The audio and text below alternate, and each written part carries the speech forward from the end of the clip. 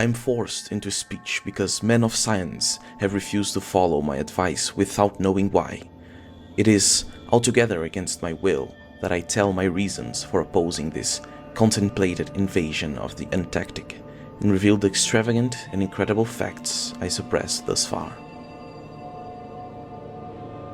As a geologist, my object in leading the Miskatonic University Expedition was wholly that of securing deep-level specimens of rock and soil from various parts of the Antarctic continent, aided by that remarkable drill devised by Professor Frank H. Peabody of our engineering department.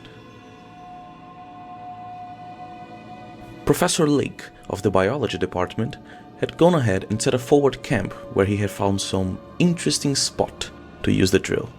He had been sending messages with his findings.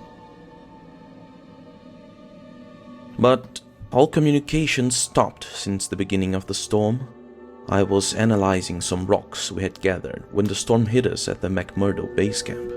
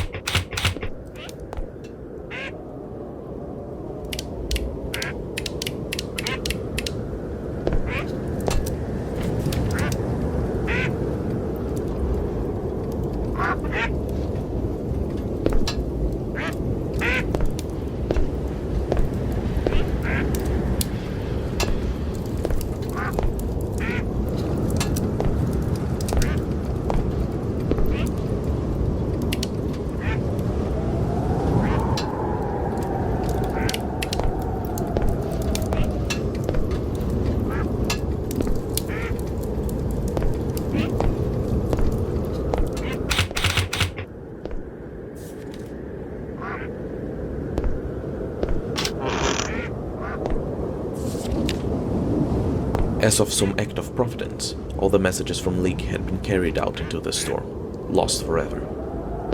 I wish now I had left it at that. But we were too worried about Lake and, of course, curious to know more about those unbelievable things he had spoken of in his messages.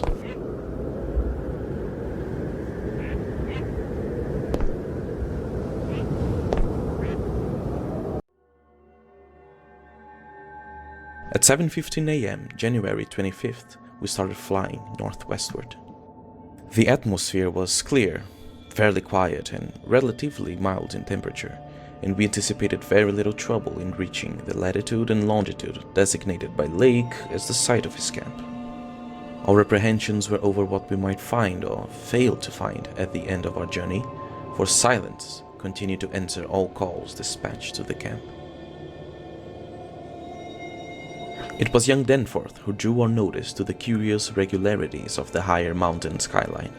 Regularities like clinging fragments of perfect cubes, which Lake had mentioned in his messages. I felt a wave of uneasy consciousness of archaic mythical resemblances, of how disturbingly this lethal realm corresponded to the evil famed plateau of Lang in the primal writings. It was not a region I would care to be in or near. At the moment, I felt sorry that I had ever read the abhorrent Necronomicon, or talked so much with that unpleasantly erudite folklorist Wilmarth at the university. This mood undoubtedly served to aggravate my reaction to the bizarre mirage, which burst upon us as we drew near the mountains. I had seen dozens of polar mirages during the preceding weeks, but this one had a wholly novel and obscure quality of menacing symbolism.